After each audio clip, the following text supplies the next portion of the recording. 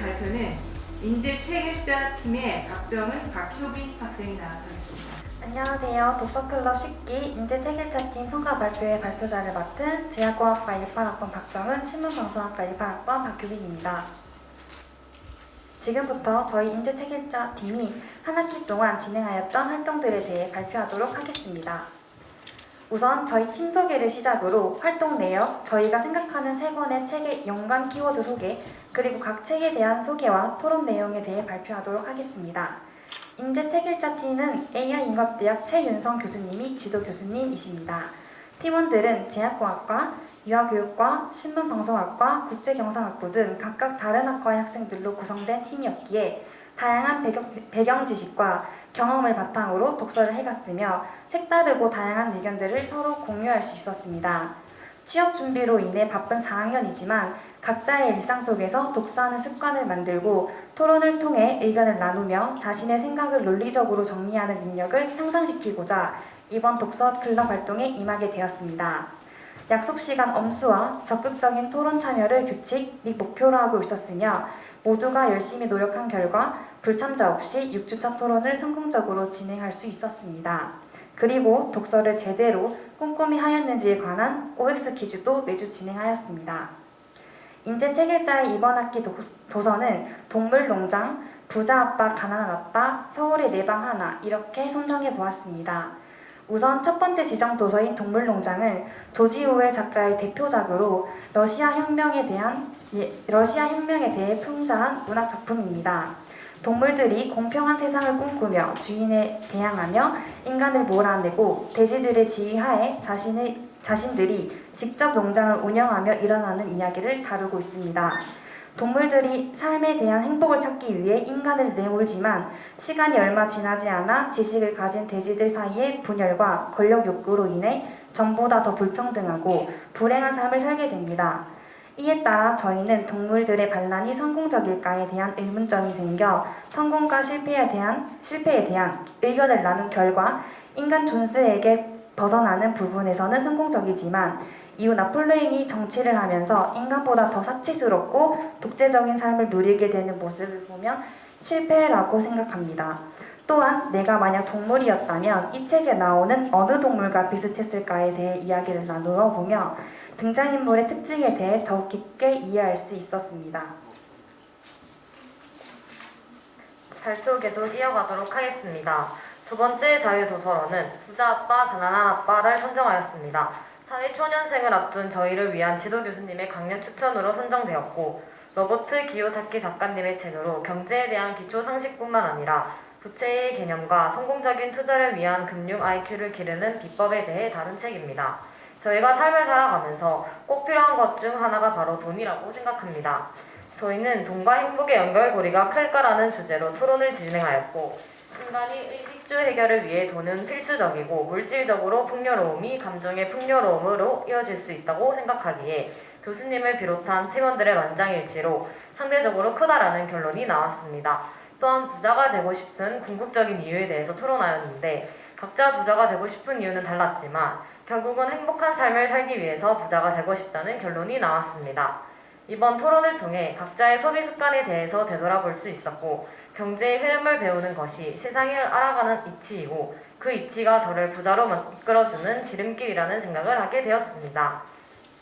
마지막 자유도서로는 과거 예능 PD로도 활동하였던 권성민 PD님이 에세이 서울의 내 방 하나라는 책입니다. 이 책은 20살 어린 시절 작가님이 서울에 올라와 혼자 자취를 하면서 어른이 되어가는 매 순간들에 대해 기록하고 반성하고 고뇌하는 작가님의 삶을 그려나가는 에세이입니다. 앞의 두 책과는 달리 일상생활 속에서 얻은 느낌을 형식에 얽매이지 않고 자유로운 느낌을 주는 에세이로 특정 논제에 대한 토론을 나누기보다는 책에 인상 깊었던 구절에 대해 공유하고 책 속의 많은 이야기 중 나이의 의미에 대해 각자 생각하는 의미를 두고 있는 나이에 대해서 이야기를 나누는 활동을 하였습니다.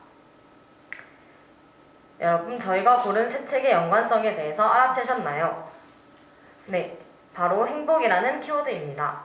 취준생, 즉 사회초년생이 얼마 남지 않은 저희 팀원들은 행복을 위해서는 무엇이 필요할까에 대해 이야기를 나누며 행복을 위한 조건으로 세 권의 키워드인 권력, 경제력, 자립심이 필수 불가결하다고 생각하였습니다. 이번 학기 독서클럽 활동을 바탕으로 행복이란 상대적인 것이기에 절대적인 정의를 내릴 수 없다는 것을 느꼈습니다. 누군가는 좋아하는 영화와 맥주 한 캔에 행복해하는 사람이 있을 수 있으며 스노우볼처럼 권력을 잡아야 행복을 느끼는 사람도 있을 수 있습니다.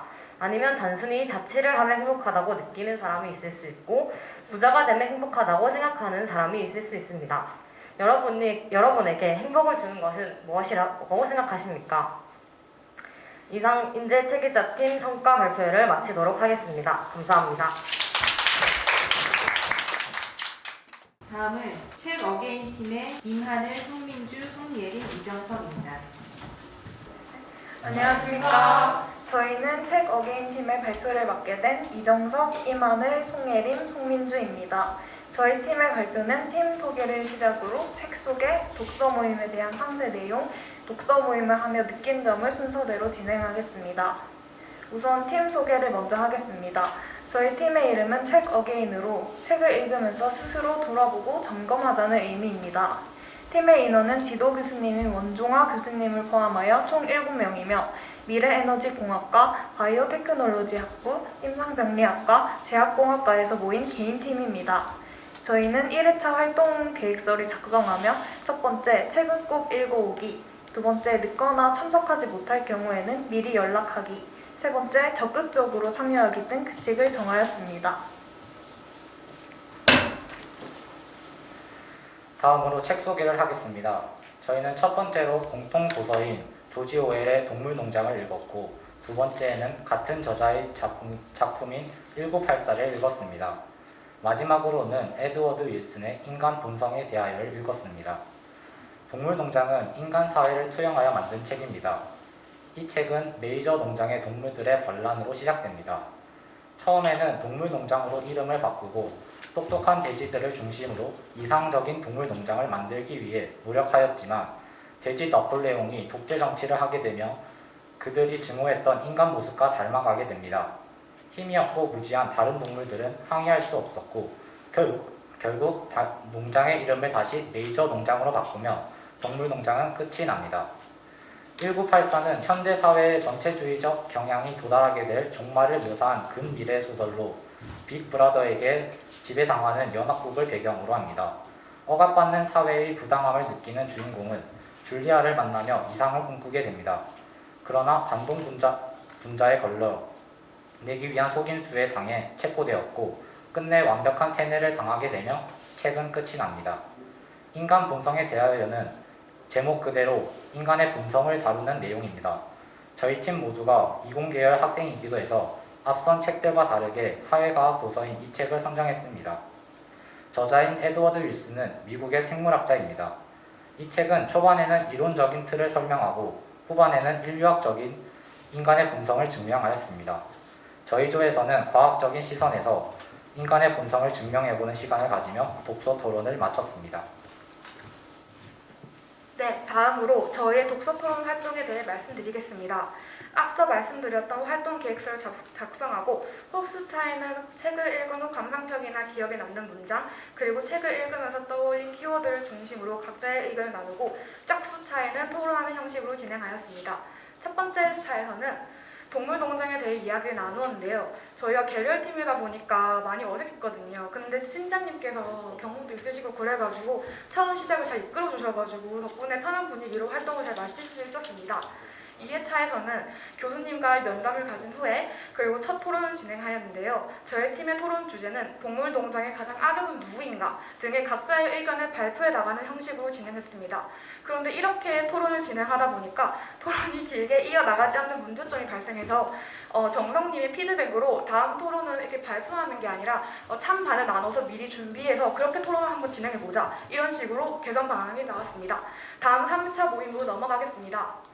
3회차는 시간상 비대면으로 모임이 진행되었는데요. 1984를 19후 1회차와 동일하게 진행하였습니다. 네, 그리고 4회차, 선생님께서 참관해주신 4회차에서는 피드백을 토대로 찬반 토론이 진행되었습니다. 주제로서는 보면은 빅브라더의 존재를 인식하고 의식적으로 자기 자신을 통제, 이런 식으로 엄청 어렵게 주제를 잡아가지고 진행을 했는데요. 그래가지고 의견을 주고받는 시간이 길어졌고 전체적인 토론 시간 또한 예상 시간보다 길어졌습니다. 그래서 이 점에 대해 선생님으로부터 다음 토론은 한번 가볍게 나눌 수 있는 주제로 괜찮을 것 같다는 귀한 말씀도 해주셨습니다. 5회차 모임으로 넘어가겠습니다. 5회차 모임은 비대면으로 진행되었는데요. 인간 본성에 대하여를 1군 후 1회차와 동일하게 진행하였습니다. 토론 주제를 정하는 과정에서 저번 주에 받은 피드백을 토대로 쉽지만 누구나 한 번쯤 생각해 볼 만한 인간의 본성은 착할까 나쁠까 아니면 인간의 본성은 바뀔 수 있는가 이런 간단하고 재밌는 주제로 선정해왔습니다. 마지막으로 6주차 모임에 대해 설명하겠습니다. 6주차 모임은 마지막 모임이었는데요. 여러 피드백을 받아 개선된 덕분에 우열을 가릴 수 없을 만큼 팽팽하고 재미있게 진행되었습니다. 토론이 끝난 뒤에도 개인적인 경험, 어렸을 때의 경험을 얘기해보면서 다시 한번 토론 주제에 대해 얘기해보는 등 사람의 천성에 대한 깊은 소통의 시간을 가진 독서클럽을 마칠 수 있었습니다. 네, 이렇게 책어 개인 팀의 6주간 활동이 마무리되었습니다. 이 세 가지 책을 통해 인간 본성이라는 것을 주제로 문학적, 사회학적, 또 과학적으로 분석해 볼 수 있었고 그 과정 속에서 저희 모두 성장했다는 느낌을 받았습니다. 이 모임이 끝나고 팀원들 모두 공통적으로 내 생각뿐만 아니라 다른 사람의 의견을 듣고 이야기를 나눌 수 있어 좋은 시간이었고 다음에 기회가 된다면 다시 한 번 더 하고 싶다는 의견을 냈습니다.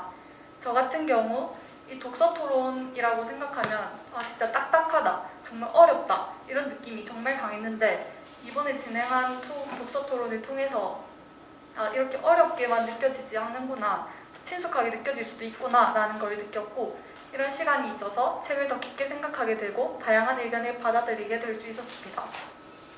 이상으로 식기 책어 개인 팀의 발표를 마치겠습니다. 감사합니다. 다음은 책갈피 팀의 이창현입니다. 네, 안녕하세요. 책갈피 팀의 발표를 맡게 된 이창현이라고 합니다. 네, 책갈피 팀의 발표 순서입니다. 먼저 목차인데요. 첫 번째 팀 소개 및 책 소개, 두 번째 동물농장 연계활동, 정의란 무엇인가 연계활동, 휴먼카인드 연계활동, 느낀 점으로 구성되어 있습니다. 다음은 팀 소개입니다. 저희 팀명은 책갈피인데요. 책장과 책장 사이라는 사전적 의미로 제가 책을 사랑하는 마음으로 모이게 된 저희가 낯선 서로의 이야기에 책장과 책장 사이에서 함께한다는 의미로 팀 이름을 책갈피로 짓게 되었습니다. 팀 구성원은 스포츠 헬스케어학과 박태진 교수님 더불어 저희 4명, 총 5명으로 구성이 되어 있습니다. 네, 저희 팀은 이번 독서클럽의 지정도서였던 동물농장과 함께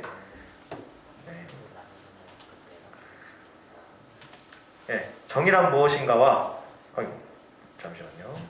정의란 무엇인가와 휴먼카인드를 이제 읽게 되었는데요. 저희가 과연 어떤 이야기를 함께 나눴을지 지금부터 살펴보도록 하겠습니다. 네, 첫 번째 동물농장입니다. 여러분들은 동물농장을 읽으시면서 어떤 이야기를 나눠보셨나요? 저희는 동물농장을 읽고 인간의 본성에 대해서 궁금해졌습니다. 역사나 현대에 들어서 권력에 눈이 멀게 되는 이렇게 나폴레옹과 같은 사람들을 저희는 볼 수 있는데요. 그런 모습을 보고서 저희는 인간은 결국에 이기적인 걸까? 정의롭고 이상적인 사회는 실현이 불가능한 것일까? 라는 이렇게 의문점이 들었습니다. 그에 관련된 이야기를 나눠볼 수 있을 것 같은 책을 선정하게 되었는데요. 하지만 책을 읽다 보니 인간의 본성보다는 공동체 의식에 대한 이야기를 많이 나눠볼 수 있게 되었습니다. 어떤 연결의 흐름이 존재했을까요? 네, 저희 책 동물농장과 정의란 무엇인가 휴먼카인드. 네.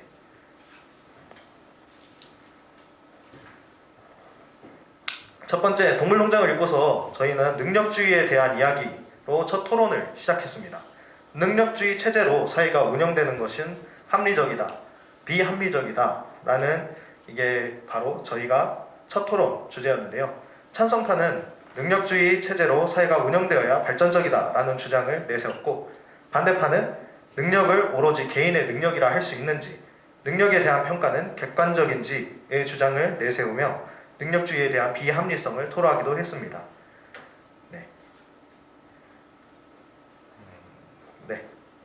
그리고 이때 함께 이야기를 나누며 합리적인 능력주의 체제로 사회가 운영되기 위해서는 모든 사람들의 출발선이 같아야 한다고 말하고, 그러기 위해서는 권력층에 있는 사람들의 나눔이 실천되어야 한다는 이야기를 나누게 되었습니다. 그렇게 저희는 그렇다면 우리가 함께 살아나가기 위해 어떤 공동체 의식을 가져야 하며 어떻게 공동체 의식을 가질 수 있는지에 대한 이야기를 나눠보도록 하기로 했습니다. 네, 이거는 저희는 이게 바로 동물농장 책을 연기활동한 건데요. 감상화를 그렸어요. 초등학교 이후로 그림 실력이 발전하지 않아가지고 그렇게 이렇게 그림 그렸습니다. 네, 다음은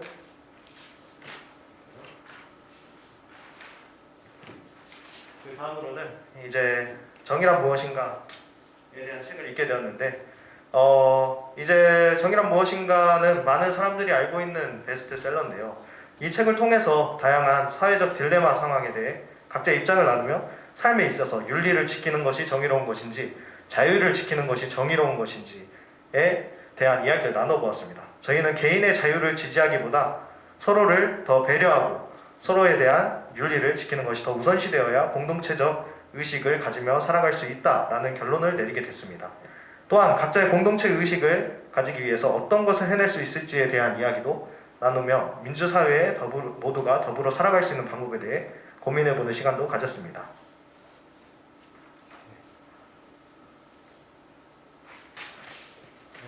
정의란 무엇인가를 읽고 난 후 연기활동은 책갈피, 책에 있는 문구 중에 정말 인상 깊었던 그런 문구들을 책갈피로 만들어 보았습니다.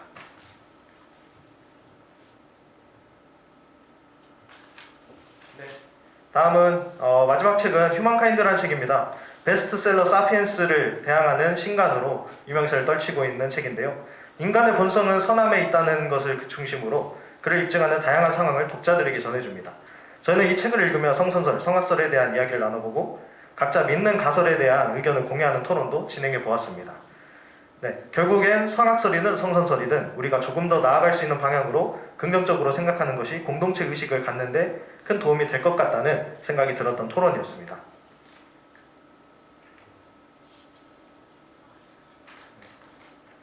네, 토론이 끝난 후 휴먼카인드 책의 저자인 리처드 브레이어만 작가님의 TED 강연을 다 같이 시청하였습니다. 네, 약 2개월 동안 팀원들과 함께 평소 쉽게 읽지 못했던 다소 심도 있는 책을 읽고 서로에 대한 의견을 공유하며 시간을 보내니 평소보다 더 알찬 독서를 즐길 수 있었습니다. 그리고 이 생각을 서로 이렇게 공유하고 토론함으로 정말 뜻깊은 시간이 됐고요. 이렇게 책을 읽을 기회가 많이 생기면 좋겠습니다. 네, 이상 저희 책갈피팀이었습니다. 감사합니다. 다음은 책과 함께 팀의 최정용입니다.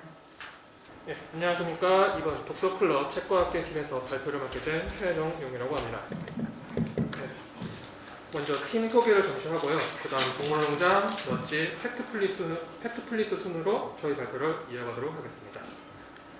저희 조는 좀 열정적이신 멘토이셨던 김만수 교수님과 그리고 약학과 나노인간공학부, 그리고 제약공학부, 그리고 경영학부 학생으로 모인 조였고, 책과 함께 삶의 태도를 배우고 나를 찾는 시간을 가지지 않은 모토로 한 학기 동안 독서클럽을 진행하였습니다.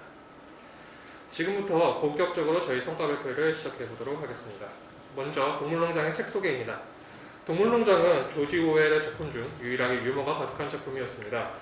그리고 스탈린주의를 비판한 최초의 문학 작품으로서 정치 풍자 소설로는 이후에 가장 훌륭한 작품으로 평가받고 있습니다. 책의 내용은 스탈린에 대한 풍자 우화로 혁명에 성공하여 새롭게 평등사회를 이룩하였지만 그 안에서 또 권력을 차지한 대지 나폴레옹 일당을 비판하는 내용입니다. 저희 조는 각자 이 책을 읽은 이후 몇 가지 공통된 주제를 가지고 토론을 나누었습니다. 먼저 나폴레옹은 공기를 느끼기 전부터 권력에 대한 욕심이 있었는지와 혹은 봉기 이후에 변질된 것이 이제 주제, 그리고 나폴레옹을 막을 수 있는 캐릭터는 누구인가, 혹은 다른 동물들이 어떻게 행동했으면 나폴레옹을 막을 수 있었는지를 나누었고, 마지막으로 지금 사회와 어떠한 공통점이 있는지를 가지고 토론을 나누었습니다. 그에 따른 저희 팀의 의견은 많은 것이 나왔지만 공통적인 결론은 배움이었습니다. 배우려는 것을 포기한 동물들에게 더 이상 미래는 없었습니다. 설사 그들이 다시 봉기하여 돼지들을 내쫓더라도 그들에게는 농장을 이끌어갈 지혜가 부족했기에 다시 인간의 지배 아래로 돌아갔을 것이라는 것에 조원들은 모두 동의를 하였습니다. 또한 돼지들은 영리하게도 다른 동물들을 자신들이 원하는 방향으로 교묘하게 몰아가는 것을 볼 수 있었습니다. 우리는 이러한 돼지들의 전략을 흥미롭게 여겼고 다음 책들을 이러한 전략에 맞춰서 선정하게 되었습니다. 그래서 저희가 선택한 책이 바로 넛지입니다. 팔꿈치로 쿡쿡 찌르다라는 뜻의 넛지는 일종의 자유주의적인 개입으로 혹은 간섭을 말하는 것입니다. 즉 사람들을 바람직한 방향으로 부드럽게 유도를 하되 선택의 자유는 여전히 개인에게 열려있는 상태를 말하게 됩니다. 넛지는 편견 때문에 실수를 반복하는 인간들을 부드럽게 넛지함으로써 현명한 선택을 이끌어낼 수 있다고 주장합니다. 단지 내일 투표할 것이냐라고 묻는 것만으로도 실제 투표율을 높일 수 있다는 일상적인 이야기로부터 지정하지 않았을 때 자동으로 선택되는 옵션의 설계까지 똑똑한 선택을 유도하는 넛지의 생생한 사례들을 소개하는 책이었습니다. 넛지를 읽고 난 다음에 저희 토론 주제였습니다. 첫 번째로는 먼저 넛지를 강화하는 것이 좋은가 혹은 법으로 그것을 강제하는 편이 좋은가를 나누었었고, 두 번째로는 법과 넛지가 각각 효율적으로 사용할 수 있는 사례들을 나눴습니다. 그리고 실생활에서 넛지를 어떻게 사용할 수 있는 것인지에 대해서도 나눠보았고, 마지막으로 민간 기업에서 마케팅에 사용하고 있는 넛지의 사례들을 찾아보는 시간들을 가져보았습니다.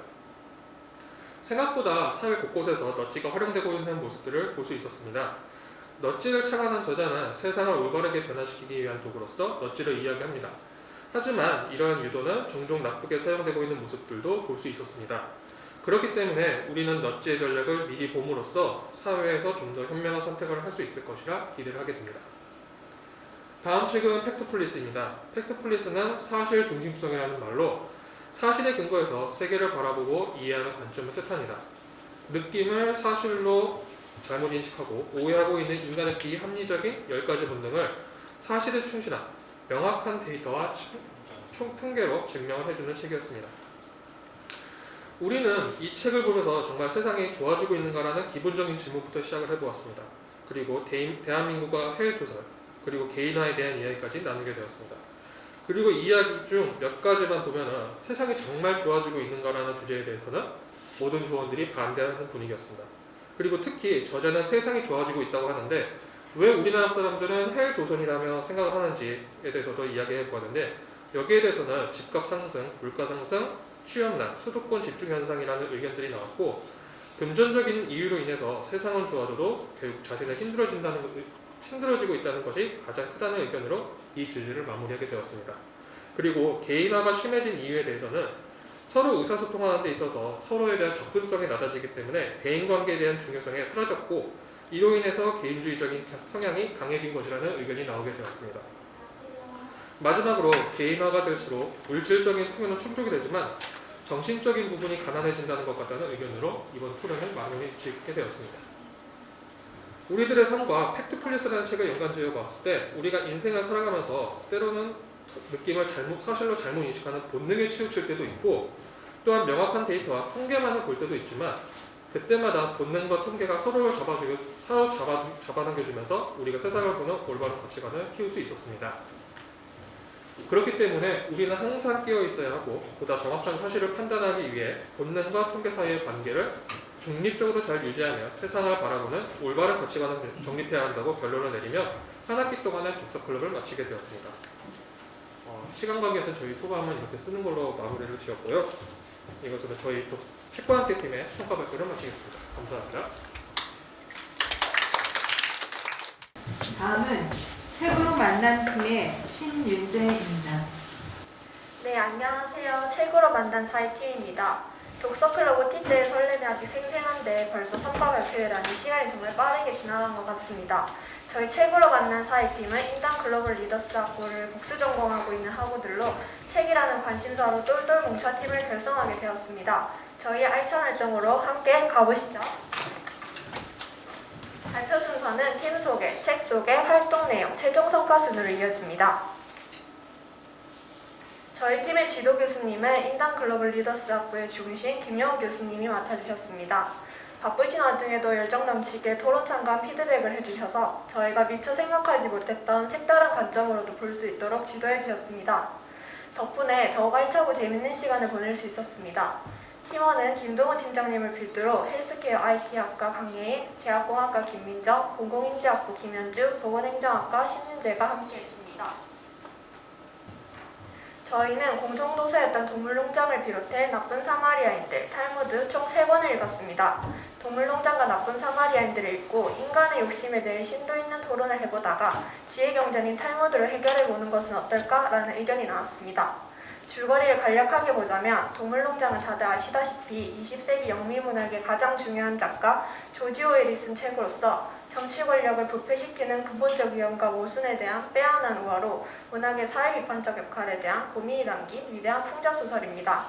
나쁜 사마리아인들은 장하준 교수가 쓴 일반인을 위한 교양 경제서로 자유무역이 진정 개발도상국에게도 도움이 되는지, 경제를 개방하면 외국인 투자가 정말 늘어나는지 등 우리 시대의 현안들에 대해 우리에게 널리 알려진 책이나 영화 등을 소재로 유쾌하면서도 신랄하게 답해주고 있는 책입니다. 이 책에서 저자는 미국, 영국 등 강대국들을 나쁜 사마리아인들이라고 지칭합니다. 이들은 한때 신자유주의의 신봉론자였지만 이제 신자유주의는 현실에 맞지 않는 이론임을 깨달았다고 합니다. 하지만 선진국들은 경쟁자가 또 나오는 걸 원치 않기 때문에 후진국들에게 신자유주의를 강요한다고 저자는 주장하고 있습니다. 탈무드는 사람이 살아가는 의의는 무엇인가, 인간의 위험이란 무엇인가에 대해 5000년에 걸친 유대인의 지적자산이 농축되어 있는 경전입니다. 1000년을 전해져 내려온 진리와 지혜의 이야기인 탈무드는 수많은 성공신화를 만들어내고 세계를 주름잡는 유대인의 비밀을 담은 책이기 때문에 인생의 풍부한 경험을 통한 올바른 사고방식 확립에 도움을 주는 책입니다. 이 3가지 책의 공통된 주제는 과연 무엇이라고 생각하십니까? 저희는 이 3가지 책에서 인간의 욕망이라는 주제를 도출했습니다. 동물농장에서는 모든 동물이 평등하며 인간으로부터 자유로운 민주공동체를 만들고자 자신들을 위해 군림하는 주인을 추방합니다. 그러나 동물들 사이에서 권력 다툼과 독재로 이들이 만든 공동체 역시 부패하여 전체주의 국가로 변모합니다. 이러한 표면적 이야기가 시사하는 바는 소련의 전체주의에 대한 비판과 풍자입니다. 나쁜 사마리아인들에서는 강대국들은 약소국들의 사정을 고려하지 않고 빈곤을 전제로 가능한 사상들을 펼치죠. 즉 시장이 성숙하게 기다려주지 않는다는 것입니다. 오작적 궤도국들을 저해할 수 없으니 그럴싸한 자유무역을 강조하며 궤도국들 스스로 능력을 키울 수 있는 시간을 허락하지 못하게 하죠. 저자는 강대국들의 이런 욕심을 신자유주의에 빗대어 비판합니다. 결국 전체주의와 신자유주의가 보여주고 있는 점은 욕심, 이기심, 인간의 내면의 악을 비롯한 권력 집중입니다. 글자가 깨졌는데 저희는 이 해답을 유대인 지혜의 집합제인 탈무드에서 해결해보고자 하였습니다. 탈무드는 친절과 절제를 답으로 내놓았습니다. 먼저 친절은 인생 최대의 지혜이다 라는 구절이 나옵니다. 친절은 도덕이나 공공심에 맞는 행위이기 때문에 하는 것이 아니라 남을 생각하면서 행하는 것이라는 겁니다. 즉 옳은 의도를 가지고 친절을 행해야 한다고 유대인들은 답합니다. 다음은 절제입니다. 유대인들은 욕망을 절제로 대처합니다. 유대인들은 욕망을 다루는 습관이 있는데 그들은 키소는 돈주머니로 다른 사람과의 돈거래 버릇을, 카소는 분노로 화내는 버릇을, 코소는 술잔으로 술버릇을 말합니다. 즉 돈과 분노와 술을 어떻게 절제할 수 있냐에 따라 그 사람의 됨됨이를 파악했습니다. 유대인의 아이들은 안식일에 스마트폰을 사용할 수 없습니다. 하루를 미디어 없이 살아가는 것이 쉽지 않은데 이러한 절제 습관을 통해 스스로 조절하는 법을 배우는 것입니다. 삶에서 절제하는 능력은 매우 중요합니다. 어떤 것에 매몰되지 않고 통제할 수 있는 역량이 바로 절제에서 나오기 때문입니다. 저희는 심화된 활동을 통해 저희가 인간의 욕망에 대해 품고 있던 3가지 문제점을 해결하였습니다. 남을 위한 것인 척 자신의 이익을 위해 행동을 정당화시키는 것은 과연 누구를 위한 행동인지, 즉 진정한 친절을 생각해보기, 작은 성취 안주에 매몰되기보단 스스로 조절해 장기적인 목표에 집중해보기, 욕망으로 드러나는 무질서에 대한 두려움은 모두의 절제라고 할 수 있는 윤리라는 척도를 적용해보자는 해결 방안을 모색했습니다.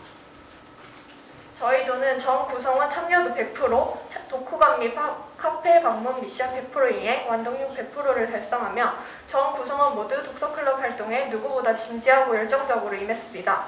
활동을 통해 자신의 의견을 명료하게 말할 수 있는 능력과 문제를 보는 다각적 시각을 가질 수 있게 되었습니다. 끝까지 열심히 해준 우리 팀원들에게도 박수를 보내고 싶습니다. 이상으로 최고로 만난 팀이었습니다. 발표를 들어주셔서 감사합니다. 다음은 최근 북팀의 박상현입니다. 안녕하십니까. 최근 북팀 성과 발표를 담당하게 된 17학번 박상현이라고 합니다. 저희 목차를 먼저 말씀드리면 팀원 소개하고 활동 도서와 이제 토론 내용 그리고 저희 활동 후기로 이렇게 세 가지로 준비하였습니다. 저희 최근 북팀의 든든한 지휘자이신 이광년 교수님이십니다. 그리고 의용공학부 17학번 김영찬 저희 팀장이었고요. 가족상담복지학과 17학번 김호영 저희 구성원 이렇게 소개해드리겠습니다.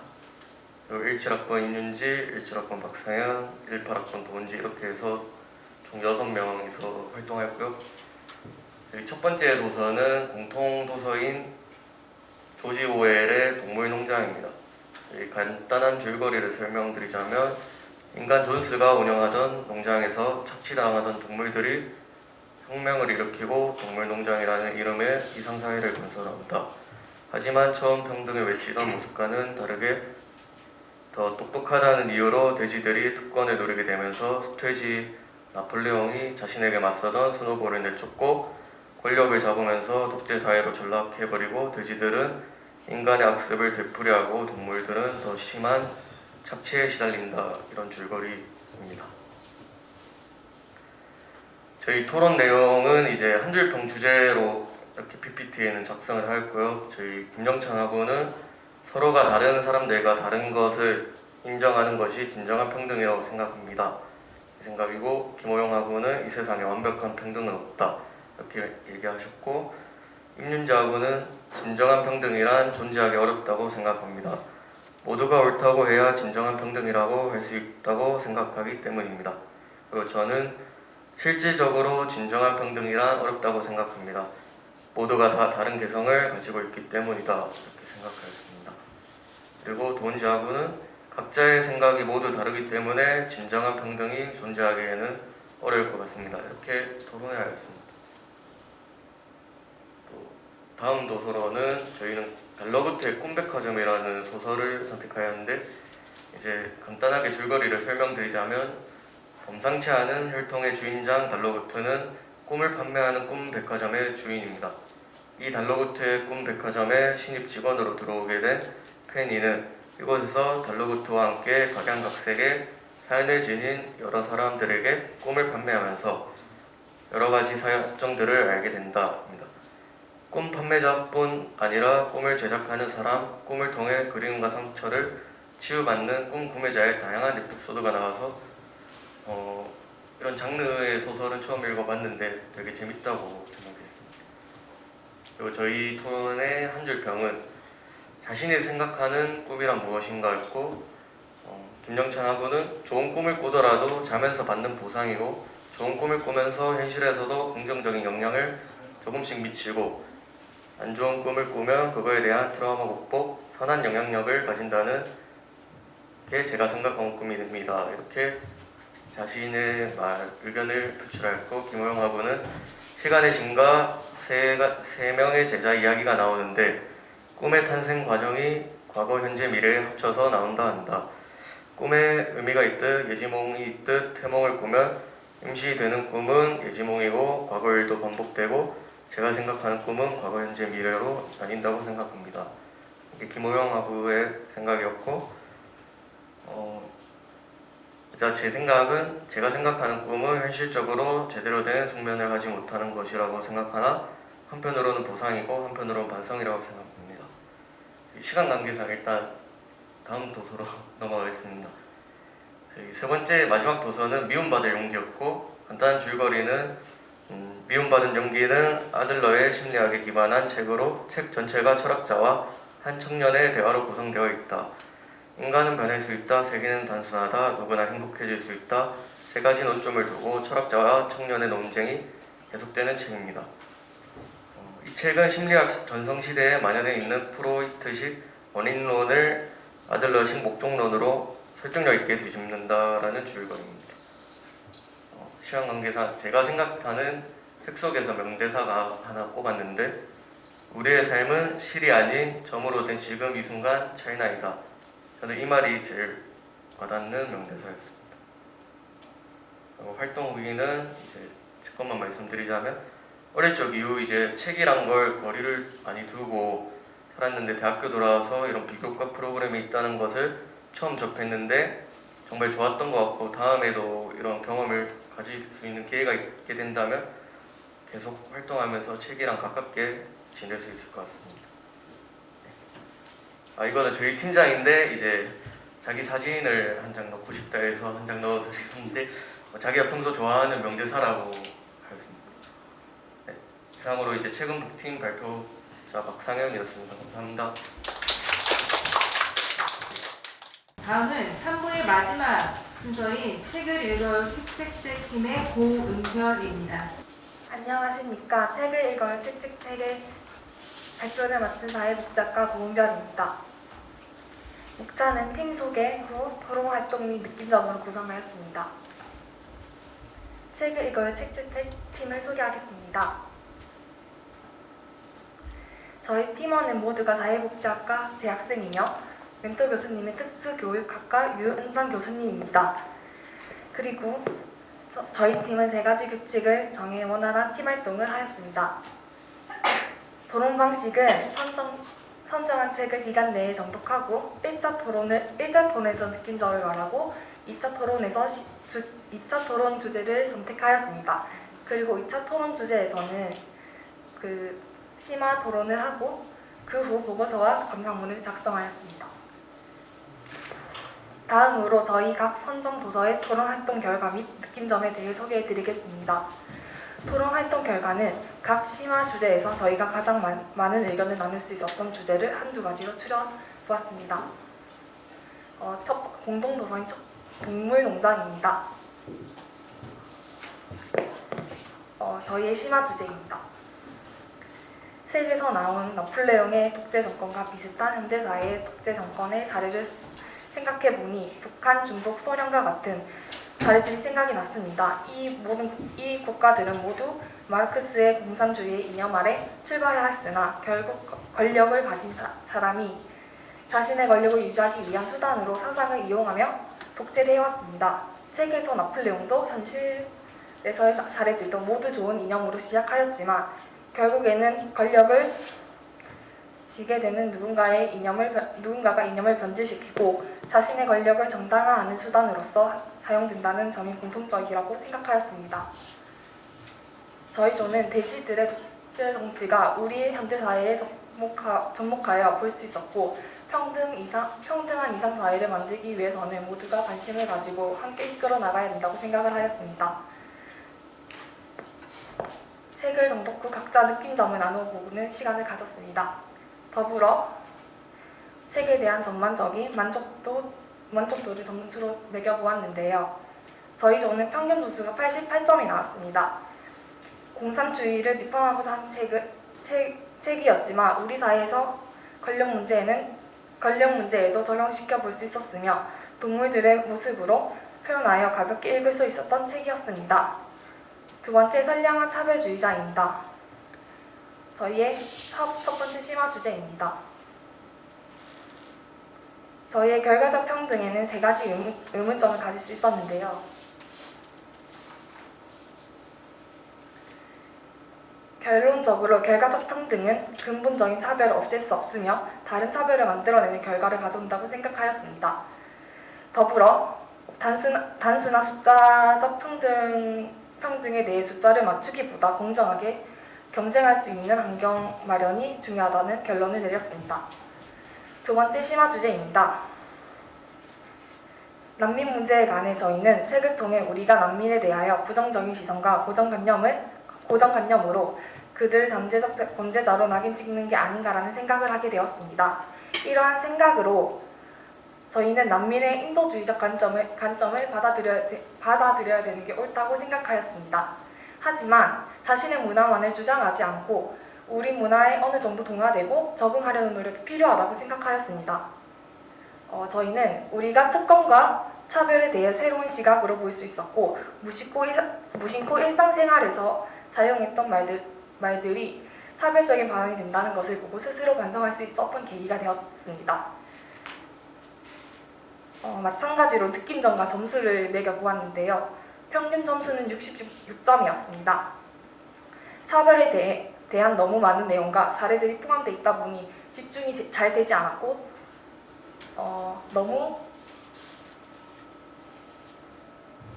벅찼다는 느낌을 받았습니다. 실격당한 자들을 위한 변론입니다. 심화 주제입니다. 저희 팀은 장애아를 출산하게 될 것이라는 것을 미리 알았을 경우를 가정해보았고 아무렇지 않게 출산할 수 있을 것이라는 이야기를 못한다는 방향으로 의견이 모아졌습니다. 우리 사회가 장애아를 받아들이기에는 아직 미흡한 부분이 많고 아이를 감당할 수 있는 삶에 있어서의 어려움, 부정적인 사회의 시선들이 많이 남아있기 때문이라고 생각하였습니다. 이를 개선하기 위해서 우리 모두가 장애인에 대한 인식을 변화시켜야 할 필요가 있는 것 같습니다. 인식이 바뀌고 사회적인 어려움이 줄어든다면 장애인은 출산하는 것이 있어서 이런 고민을 하지 않고 마음 편히 나을 수 있지 않을까라는 생각이 듭니다. 두 번째 심화 주제입니다. 장애를 극복하는 말에 대해 토론을 해보았는데요. 토론 결과 장애를 극복의 대상으로 바라보는 건 옳지 않다고 결론을 내렸습니다. 장애를 극복해야 한다는 말은 장애 원인이 개인에 있고 노력해서 극복해야 하고 그렇지 못하면 실패하는 것이라는 의미를 담았기 때문이라고 생각하였는데요. 장애를 극복의 대상으로 바라보고 장애인들에게 장애를 극복하라는 이야기하는 것보다 그들이 장애라는 특성을 가지고 사회에서 평범하게 살아갈 수 있도록 도와줘야 한다고 생각하였습니다. 실격당한 자들을 위한 변론에서 저희는 장애인의 삶, 정체성에 대해 스스로 질문을 던지게 되는 책이었고 또한 우리 사회에서 장애를 수용하는 것이 중요하다는 것을 깨닫고 실격당한 자들의 삶을 받아들일 수 있게 도와준 책이라고 생각하였습니다. 평점은 93점이었습니다. 앞에 어떠한 책보다 저희 팀원들에게 많은 성찰을 주는 책인 것 같아 높은 점수가 나왔던 것 같습니다. 책을 통해 서로 생각을 나눌 수 있는 활동 자체가 생소하고 신선했습니다. 독서를 하는 동시에 많은 성찰을 할 수 있었던 것 같아 좋은 경험이었습니다. 뜻깊은 시간을 갖게 해준 백인재 기념도서관에 감사드립니다. 이상으로 발표를 마치겠습니다.